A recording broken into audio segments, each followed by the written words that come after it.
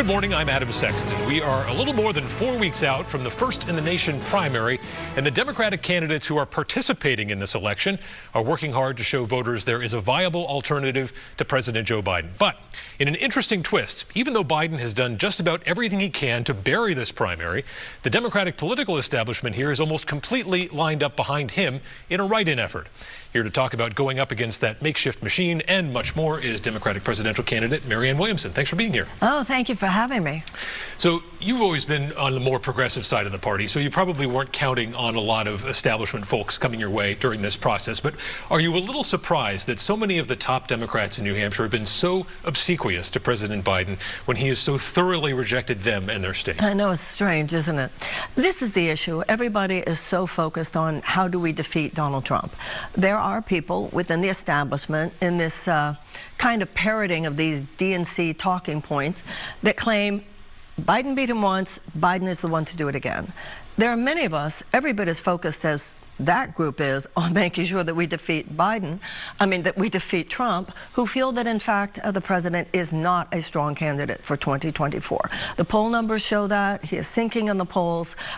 Clearly, there are so many indicators that this is not a strong candidacy for 2024.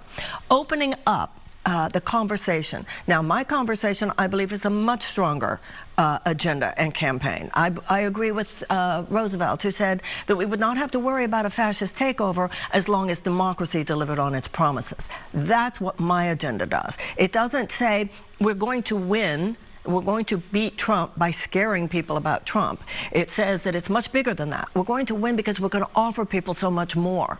We're going to offer people things that the majority of Republicans as well as Democrats say they want. Universal health care, tuition-free college and tech school, subsidized child care, paid family leave, a guaranteed living wage, guaranteed affordable housing. We need to get on with the people's business, and that's what the Democratic Party should stand for. That's why I'm the one who would beat Trump in 2024.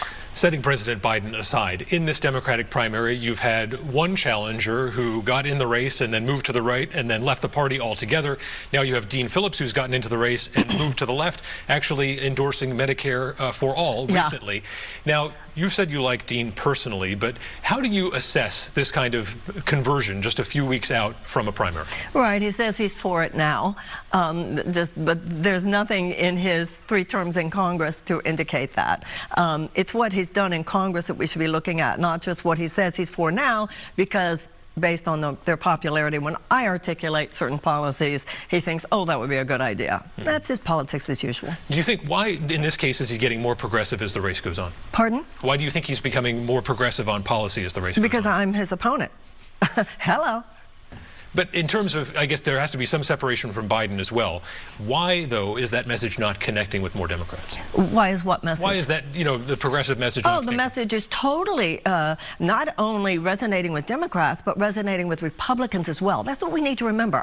Our bigger goal here is to defeat Trump in 2024. It resonates plenty. The issue is how much work has been done by mainstream media and by the party itself to make sure that this message does not get out. And that itself is concerning to people. But hey, when I'm talking to audiences, we're golden, and that's why I appreciate every opportunity for people to hear me.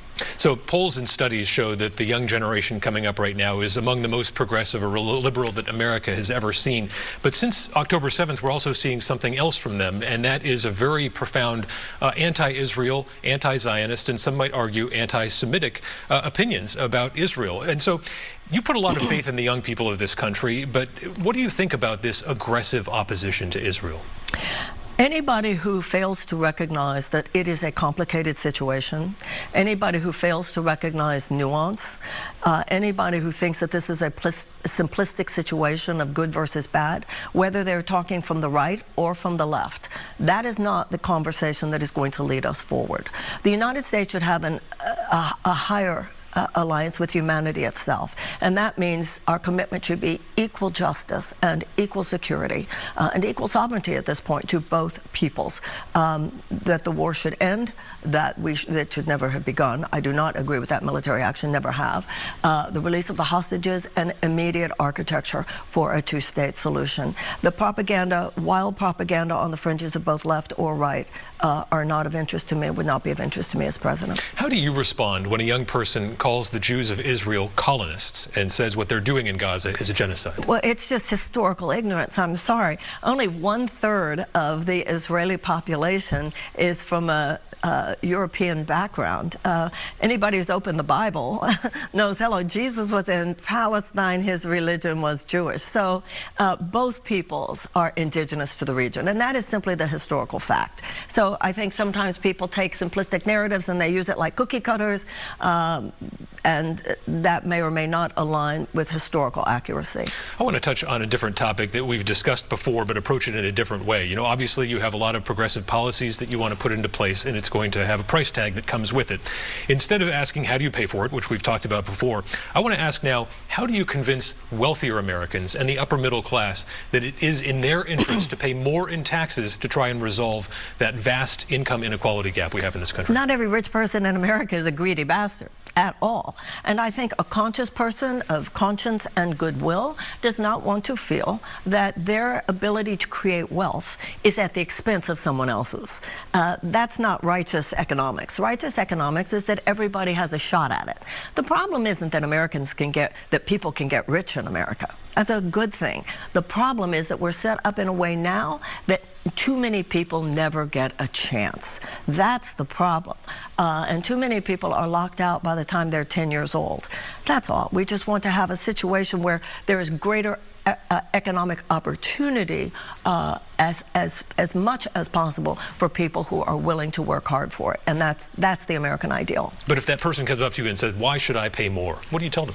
Because they're a citizen of the United States, and with citizenship comes not only rights, but also responsibilities. Also, when people say that, they might look at what the tax rates were at the time when we had a thriving middle class. When you talk about them paying more, all we're talking about is repealing tax cuts for the very, very wealthy that should never have been created to begin with. What do you think will happen next year if the Supreme Court restricts access to the abortion medication that's most commonly used, mifepristone? Will it make a big difference politically if women have to see a doctor, get a prescription to do this, rather than use telemedicine or order it through the mail? Any of these blocks to a woman's ability to exercise freedom in relation to her own body is unacceptable, and would be unacceptable to me as president, and I would do everything possible to block those blocks. The political implications, though, obviously we saw in 2022 quite a backlash to the Dobbs decision. Do you think that, I mean, even if it is just that limited change to say essentially that you do need to see a doctor rather than just obtaining it automatically? You know, if we had universal health care, it might be a little bit different. If you have 85 million Americans who are underinsured or uninsured, it's just another way of making it difficult, of standing in a woman's way and saying, don't do it. Make it, even if it's just making it too hard. So no, it's not acceptable. Border Patrol had 14,509 encounters on just one day this last week. That set a record.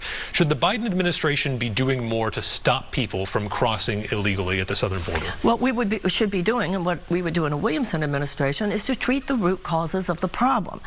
We have two root causes here. One is economic despair, and one is fear of horrifying violence that is perpetrated by the drug cartels. We can't just treat the symptom on this. We have to treat root causes. We should remove the sanctions on both Cuba and Venezuela.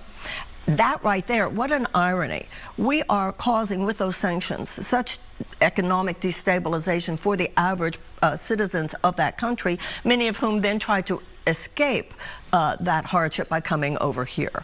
There are other ways as well, Adam, that we have with our own policies destabilized economies throughout Latin America. Right now, our humanitarian aid is something like 200 million. That's like nothing. If we really want to make up for some of the economic deficits that were created by our own policy.